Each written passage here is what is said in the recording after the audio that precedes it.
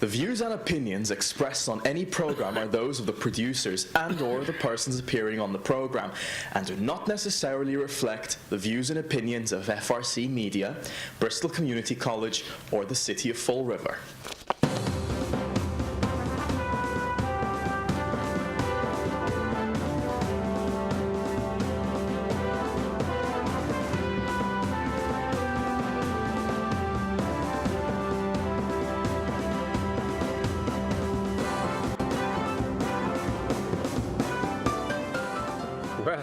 Welcome to Spindle City Straight Talk. I'm Chip. And I'm CJ. And it's a Wednesday. And it's a fun day in the world. It is. But you know, I want to first show our viewers, once I can get this stuff in order. I've been running around like a chicken with my head cut off in the studio today.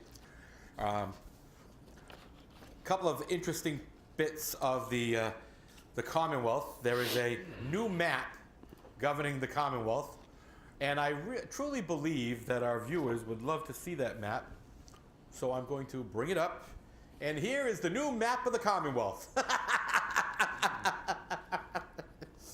And I love the way they did this.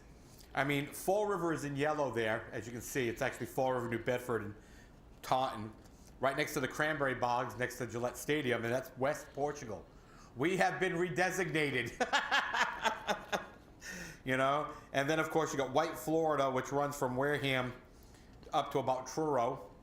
You got the rotaries and traffic jams, but I just love it that the Boston area is listed as the hub of the universe. So you really can't get any better than that. You know, the comedy that's coming out of you know, the state is just unbelievable. We have a lot of stuff to cover today and little time to cover it in. Yeah. I have to say that last night I got a 67,000 alert. Yes, a 67,000 alert. That's people tracking, viewing, or knowing where our videos are going. I thought that was quite interesting. But well, I have to protest this map because they've got mill towns and methadone up where Lowell and Lawrence is, and we have to be included too. We have to have a little bit of purple with our yellow. You know, we may have we don't have the population of Portuguese we used to have. It's far more diverse, but this is still a mill town with a lot of methadone. So I'm protesting this map to Boston. So. Well, you know, Marc Monroe Dion, really did a good job this weekend. This week, and I got to give him kudos. I love his new title for the former Chief of Staff, Chris Pereño, Casper the Payroll Ghost. Yeah. Well, unfortunately, there are a lot of payroll ghosts with this administration. But you have to, and people really have to read this article. I'm not going to get into it because, I mean, there's a lot of innuendo, and I really like it. But he does call out the fact, that there's, this administration's hires a guy on Tuesday, and then Wednesday he's not hiring the guy anymore. The administration is how you wake up every day. The school department needs $1 million. That's Friday. On Monday it's $2 million or $1 million. No one is sure. There's nothing factual about this guy's budget or about anything he said so far. He is the con artist of all politics. And, and then Marc Dion writes the column that he has to bite the bullet. And he says in there, should it be a renter or a property owner? That's truly where we're at now, Chip. You know this. Well, I think his opening line is really telling. It kind of encapsulates everything. Actually, the first two sentences. The mayor's new budget presented as a wonder of mathematics: increased taxes, raises water bills, increased sewer bills, and jacks up the stormwater fee. And then he goes on to say, my bill's just about doubled in the last 8 years, a statistic you will not hear on a campaign trail. Not even the challengers want to talk about the water bill. And then, the trash fee is gone, and but we're going to pay more in the long run. So again, this city is in a lot of trouble. I mean, we have the it seems that we have the lunatics running the asylum now because nobody knows what's going on, and it's obvious that it's total chaos on the 6th floor. I mean, we can't we can't hire people, we can't examine their resumes, and even when they ask for the city council help, the city council nods their head and then they feel betrayed when they find out the reality. Well, they were part of the process, yet they didn't obviously do their due diligence. You know, this is a serious, serious issue, because the ultimate result of all this, all these shenanigans, I guess we have to come up with something that rhymes. We had Flanagan shenanigans, I guess, but is Jazel's fables. the taxpayers, the taxpayers take it on the chin again, and we don't have that many people with the ability to pay.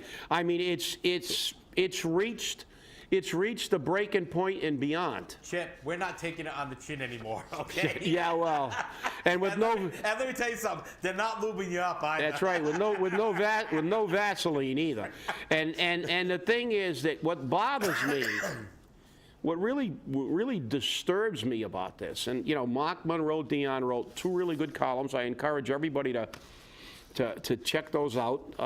He kind of really hits it on the head, and the fact is that what really disturbs me, again, is that everybody involved in this process, our entire government, be it the school committee, the city council, or the mayor,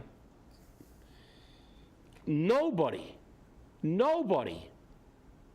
will tell the truth. Everybody tries to spin a myth.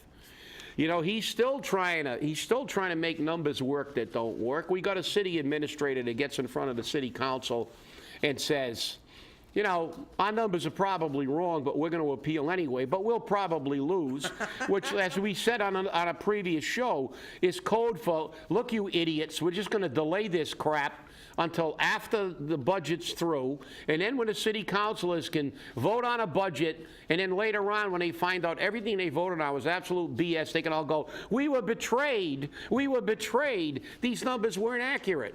Well, right out of the gate, she stood up in front of that council, or sat down, actually, in a well, and told you that there's a dispute with the numbers. They've told you there's a blank line in the contract for privatization. There's a blank line for incidentals. No number. How can you make a budget when you don't know how much you owe, and their answer is, we'll defer it to the next year? Well, guess what? The state may let them do this, and I wish I could hit Powerball for like $500 million so I could give a lawyer 20 or 30 million just to take cities like this and states like this to court. Because what they're doing, in essence, is deficit spending. And you can't deficit spend. Cities and states cannot deficit spend. There are laws against deficit spending. Your budget is supposed to be closed at the end of the fiscal year, and that's how they certify free cash. So everything's a giant lie. Everything politicians do is a giant lie. How can you defer money from this year and roll it over into next year's budget and say that this year's fiscal year is closed?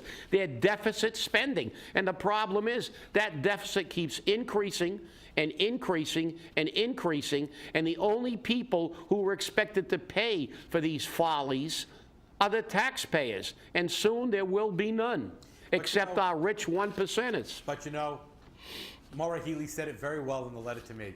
If you don't like it, file a lawsuit. Yeah. Well, okay? There's laws forbidding it, but I'm not going to enforce them. It's not my job. Then whose job is it? Whose job is it? I guess when she took her oath of office to uphold the Constitution of the Commonwealth of Massachusetts, Article 5 didn't apply to her. Yeah, you're right. And you know something? We've just given them the answer to why the entire nation is up in arms. It's in chaos. This is the reason that Donald Trump and Bernie Sanders are getting the support they get. People are sick and tired of mainstream politicians who do absolutely nothing except spend money, create jobs for their friends, give their friends grants and contracts and government contracts, and do absolutely nothing. Allow pharmaceutical companies to rape and pillage every average citizen in the world. Well, you know, and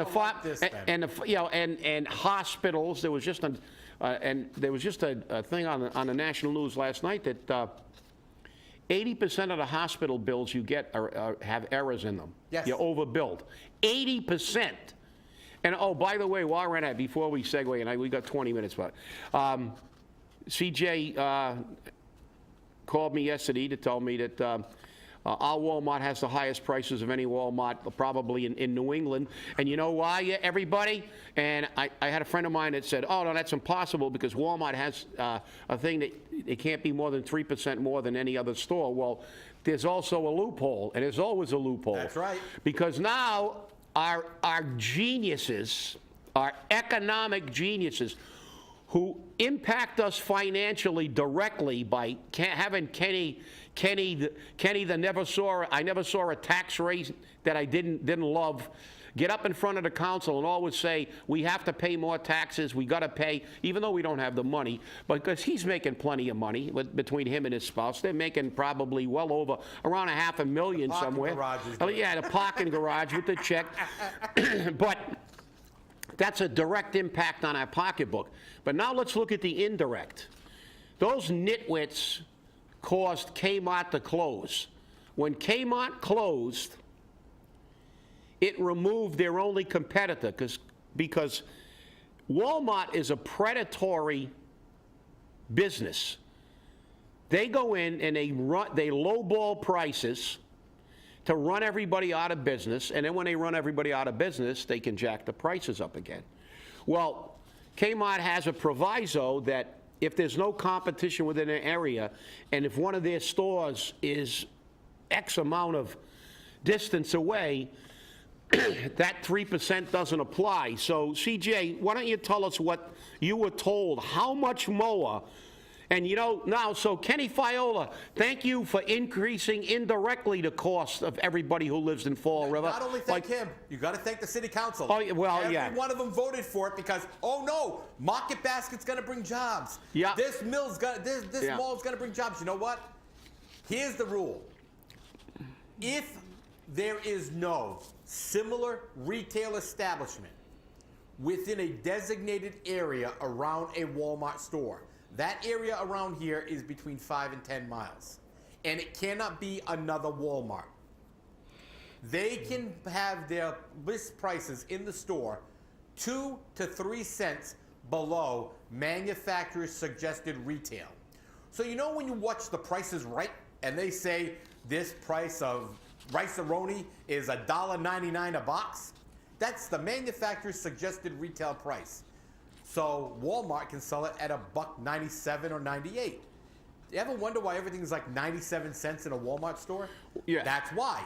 Yeah. Because it's just below, by 2 or 3 cents, the market rate, the manufacturer's. But give them the percentage that you were told that they're higher than the Walmart in Dartmouth, which is beyond that geographical, and a Walmart in Swansea, Seekonk. Yeah. Right. Those stores actually have approximately 10 to 50% lower prices at their stores. I even went to 3 of the stores and compared the prices. I found price differences as wide as $10 and $15 for the exact same item. And here's the kicker on it. Walmart doesn't match all other Walmart prices. And those stores that have the lower prices are because right next door, 1,500, 2,000 feet, a mile. Well within 5 or 10 miles. Exactly. There is a like retail establishment, Target. There it is, Target. There's a Target in Dartmouth, and there's a Target in, yep. Look across the street, there's a Target. But in Fall River, we don't have anything. We don't have anything. So the city council, every one of you nitwitted nines, voted to create a monopoly in Fall River. Yeah, and let's see the other collateral damage. Exactly. Ultimately, the Stop and Shop probably in the South End will go under when Market Basket finally does open. The Kmart closing now has allowed the Fall River Walmart to gouge the people of Fall River. Even they don't care about your socioeconomic right. status. They're the only game in town now. So Kmart's closed. So now they can, and now they have an ability to raise their prices. And so my advice to you, hitchhike, buy a motor scooter, Take the bus. carpool, take the bus, go shop in Dartmouth or Swansea, because you know something, it'll pay your bus fare. You'll save a lot more than the bus fare or the carpooling to get over there, because it's totally unfair how the average person gets victimized by these people. And what's really absurd is how our government, how our representatives can have their heads so far up their rectums that it's coming out of their ears. Then they do things like this and they have no idea of the effect on other areas. All they think about is, oh, Market Basket, jobs, jobs, jobs, which, as I said, half of the people in the city won't get the job there, as we see. And yet, Kmart closing, Closed. ultimately, closed. Last time I went by, they were still like selling off a Sunday was their last day. Was it? Well, too bad. And people wrote across the glass window, okay, no more Kmart. They were done. Don't worry. You'll have a beautiful Market Basket, which will probably charge more than any other Market Basket, too, because it'll be the only game in the South End, and they'll run everybody out of business. But you know, you'll probably run the South End store that's been paying taxes, by the way, is a taxpayer, and employing Fall River residents for decades. You're going to probably run that one because it's right on the bubble, and we all know that, the Stop and Shop in the South End. Shaw's is already closed in the South End, so we're going to close that. We close Kmart, which allows Walmart to increase their prices, and look at the damage. Look at the damage. And these fools, and they are fools, continue to spin these myths and pretend that they're really looking at these issues and paying attention to what kind of impact they have. It's just like, hey, remember warmer and cooler? The governor of Rhode Island paid all these type of boneheads, these people who live in a dream world, the yuppies that don't know the demographic they're dealing with, came up with warmer and cooler. Yeah. It was a disaster. And now, yesterday, on the news, Benny's. Imagine Benny's. The Benny's store came up with something that markets Rhode Island 100 times better than that multi-million-dollar fiasco that a politician created.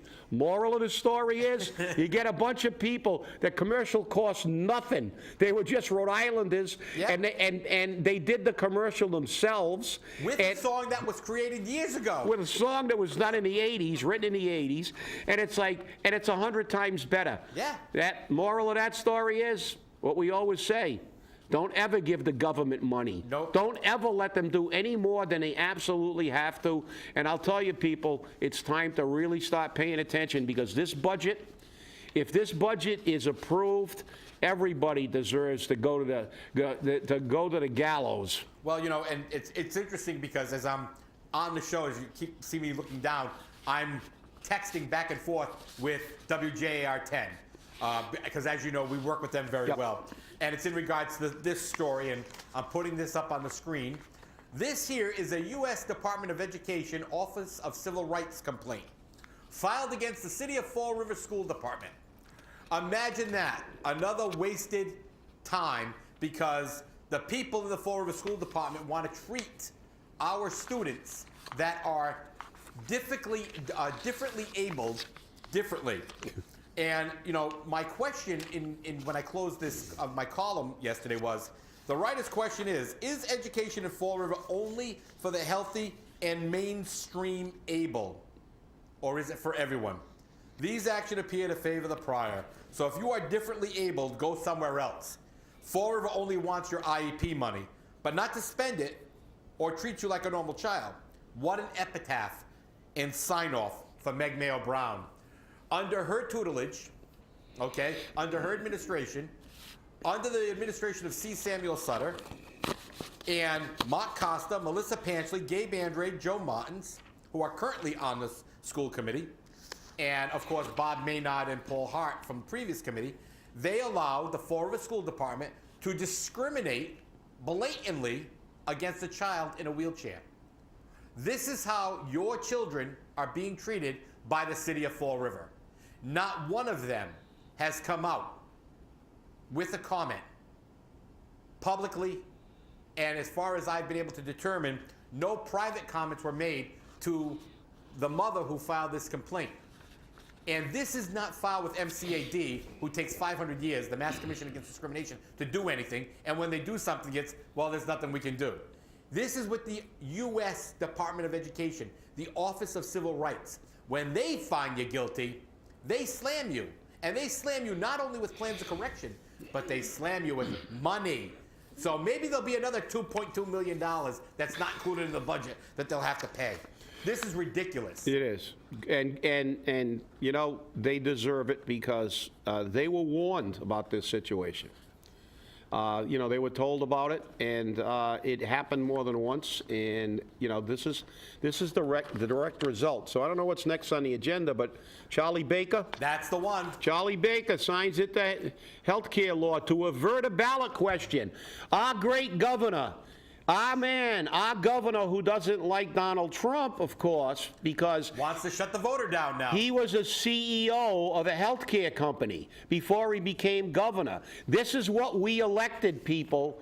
This is what we elected. And he's had a conscious effort to never let the voters speak.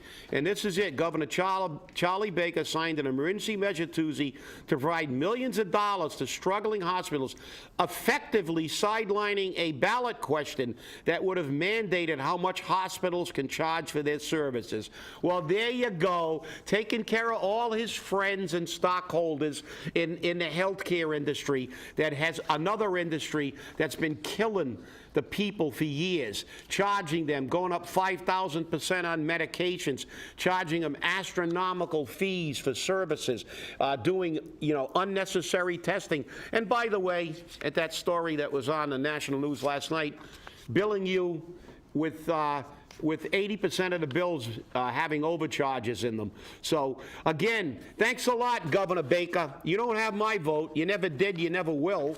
I'd rather vote for nobody than vote for somebody that's from a health care provider, because I've seen the kind of disaster. You've got to read this further, because this is great. Oh, I know. Because you're looking at 20% and no less than 10% of the average rate to be charged. And there's money available for struggling hospitals. You mean like South Coast Hospital Group, which is $9 million in the hole, and they're going to take a $32 million in the whole hospital system and bring it into their fold? Hey, what a way to get $41 million real fast, isn't it? Because the money's right here. That's right. Don't worry, Charlie's going to take care of them. And the other thing is, has anybody with their $1 million and on their board, have they ever disclosed what their board of directors have for salaries? No, wait, gets even better though. Gets even better. And has any of them taken a pay cut because they're $9 million in the hole? No. Now here's the next big one. Additionally, the state will impose a tax on all hospitals and redistribute funding to those that serve the greatest number of patients on Medicaid. You know, the state gold card? Now, here's the funny part about it. The majority of hospitals in Massachusetts aren't taxed. They're non-taxable. South Coast Hospital Group is non-taxable. So how are they going to tax them? So this agreement here was just to shut down the union, 1199, and Partners Healthcare, which controls the majority of the educational hospitals in the Boston area and throughout the state. And as a matter of fact, as part of the concession to the governor signing this, Partners is going to allow, you're going to love this, are going to allow the union to approach its employees. Since when do the unions need permission to talk to the employees on organizing? I didn't know you were required to get permission. No. Well, look, again, this is one of the reasons the entire country's in an uproar. These politicians are so blatant now. They don't. Years ago, they used to try to cover up their shenanigans. They used to try to bury things in law. Now they just come out and just do it. Charlie Baker doesn't give it. He doesn't care. He just does things like this, and it's obvious. Nobody knows what he did before he became governor. He's bailing out hospitals. Well, why doesn't he put away $45 million to help small businesses in economically depressed cities? No, let's help hospitals.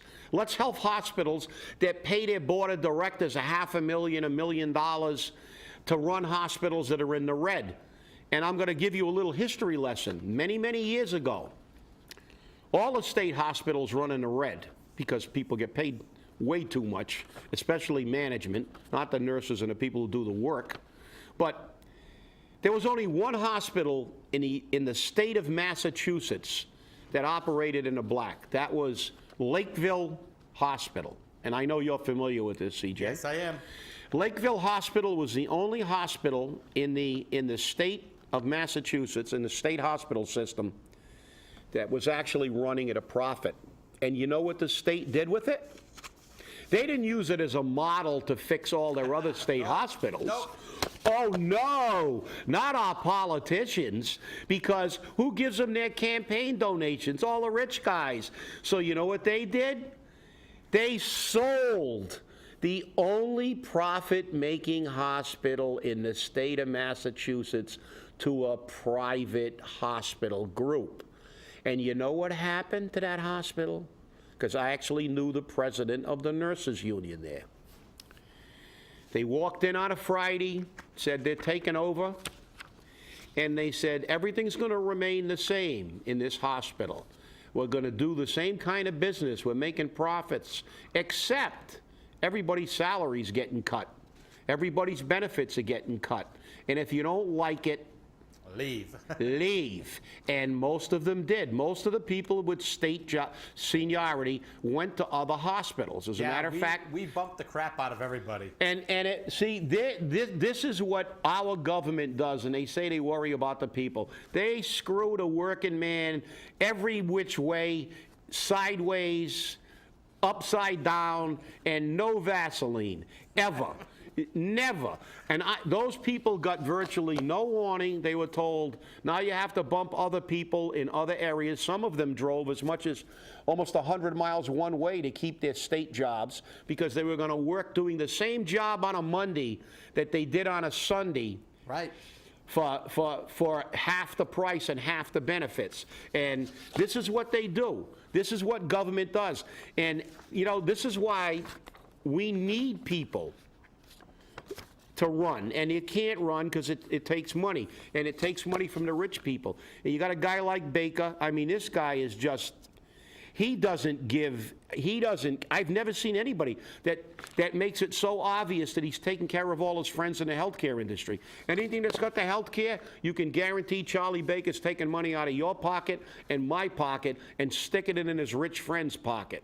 So I don't know how we can, I don't know what we can do on a state level, but I can tell you one thing, not getting my vote, but as far as the local level, read Marc Monroe's columns, think about all these increases, and call your city councilors and tell them, let's go to a 112. Let's not approve this fiasco. Well, now that you mentioned that, I had requests from several members of the city council to ask our viewers to send them via email or give them in hand questions to ask during the budget hearing. I said, my first question is, where's the $2.7 million to the school department? We gotta wait till next year? I don't know. Well, if viewers, please inundate them with questions, but as I said before, I don't know how you can question something that doesn't have any basis in fact. When does anything in Fall River government have? The budget, the budget's numbers are off, so the budget is flawed to begin with. So why ask questions about numbers that they can't even prove? Exactly. Hey, thanks for watching. We'll see you Friday. Stay angry, really angry.